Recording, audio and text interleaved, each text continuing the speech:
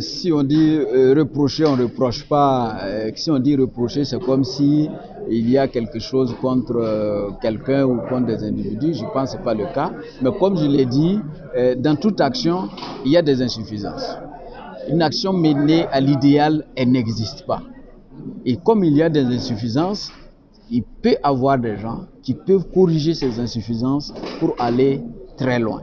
Et comme on le dit, une action qui est menée, qui est d'ordre collectif, on ne peut pas s'arroger le droit de dire que c'est un seul individu qui peut le faire. Et donc, à un moment donné, il faut passer le témoin à d'autres personnes qui apportent de l'innovation. Parce que l'innovation n'est pas seulement de l'innovation de ce que je fais, mais l'innovation peut être dans l'innovation des hommes qui gèrent. Voilà. Et donc, nous disons que ce n'est pas forcément parce qu'il n'y a pas eu de résultats. Des résultats, il y en a eu, c'est vrai. Et comme on l'a dit, ces résultats, c'est le fruit de travail de longue haleine d'acteurs du football durant près de 30 ans que nous avons constaté depuis les années 98 jusqu'aux cadres qui ont pris la coupe, etc. C'est un travail qui a été fait. Aujourd'hui, il faut repartir, repenser le modèle économique du football pour considérer que c'est une activité qui doit profiter à tout le monde, qui doit profiter au club et changer la façon donc de la gouverner en intégrant les acteurs qui sont les acteurs clés dans la gouvernance de la fédération. Donc ce sont des aspects que nous comptons améliorer. Bon, ce n'est pas une question de remise en cause de ce qui est fait, contrairement à ce que certains pensent. On ne remet pas en cause un travail fait. Tout travail fait a des acquis et a des insuffisances.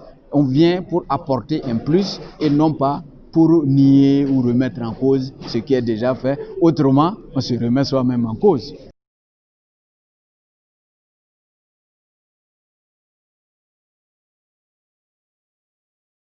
Vous savez, les moyens d'un projet dépendent du projet lui-même.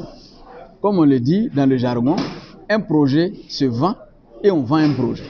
Si vous montez le projet et qu'il est pertinent, il répond aux aspirations des acteurs, le partenaire qui vous soutient sait que ça rentre dans le cadre de ses objectifs, si vous assurez cette adéquation, il n'y a pas de doute, vous allez obtenir la ressource qu'il faut pour mettre en œuvre le projet. Mais si vous ne disposez même pas de projet, vous ne disposez que d'idées en l'air, il n'est pas évident qu'on mobilise les ressources avec ça. Et vous savez, aujourd'hui, il y a beaucoup d'institutions qui peuvent injecter des milliards dans le football. Il y a, en passant par la FIFA, vous avez la CAF, vous avez le comité olympique, même au niveau national, qui peuvent porter des projets très ambitieux pour un pays, à l'image de ce qui est fait par certains pays comme la Côte d'Ivoire, comme le Niger, qui ont réalisé de grands projets d'infrastructures à partir donc de cette diplomatie sportive. Donc je pense que les approches que nous utilisons, c'est des approches projets, c'est des approches portefeuille de projets, mais c'est des approches aussi qui vont à l'endroit d'acteurs qui financent exclusivement que le football. Mais sans oublier que l'État peut être un acteur majeur de développement du football, parce que comme on l'a dit, tous ceux qui ont pratiqué le football, qui ont investi le football, sont des développeurs du Burkina Faso. Et les activités économiques qui se mènent, elles sont des activités économiques où les uns et les autres sont obligés de payer des impôts. Donc par conséquent, ça participe au développement économique national.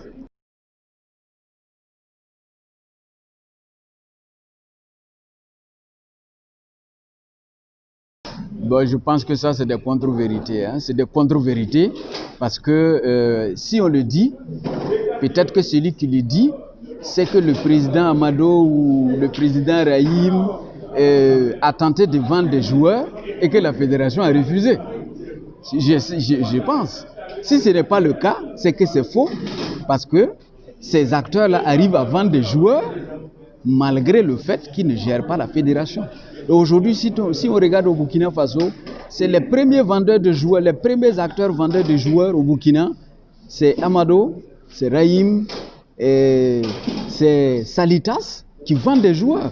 Donc on ne peut pas dire que c'est leur position qui va leur permettre de vendre des joueurs. Ça, je ne crois pas. Ils vendent déjà des joueurs, malgré qu'ils ne sont pas positionnés. Si le positionnement peut permettre d'améliorer, tant mieux. Mais je ne pense pas qu'on puisse lier le fait qu'on veuille prendre une fédération pour pouvoir vendre un joueur. Si c'est le cas, c'est que Rahim n'allait pas pouvoir vendre un joueur. Il vend déjà des joueurs sans être dans la fédération. Il ne suffit pas d'être à la fédération pour vendre un joueur. Il faut obtenir le joueur qu'il faut pour le vendre. C'est ça qu'il faut. Si vous dites, si ceux qui le disent pensent par exemple que ce sont des gens qui ne peuvent pas former un joueur, je peux comprendre. Vous ne pouvez pas former des joueurs, vous ne pouvez pas gérer des équipes, donc par conséquent, vous ne pouvez pas gérer la fédération. Ça, c'est logique. Mais dire qu'on veut prendre la fédération pour améliorer la vente de ces joueurs, il n'y a aucun lien établi de façon automatique.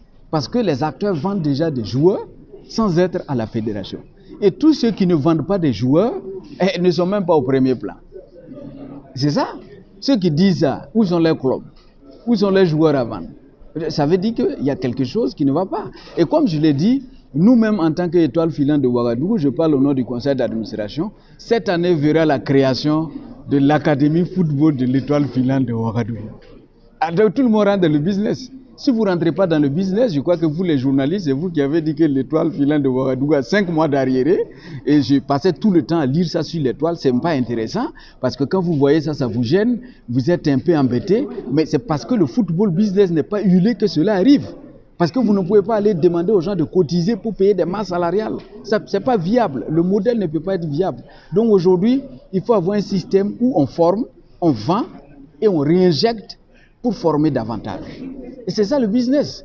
Comme quelqu'un l'a dit, si aujourd'hui vous considérez que le football, il faut former des gens pour les former, pour qu'ils jouent pour le plaisir, il n'y a aucun financement viable en la matière. Parce qu'il faut un financement éternel à une activité de plaisir qui est éternelle. Et là, les ressources étant rares, il n'est pas évident de pouvoir donc atteindre les objectifs.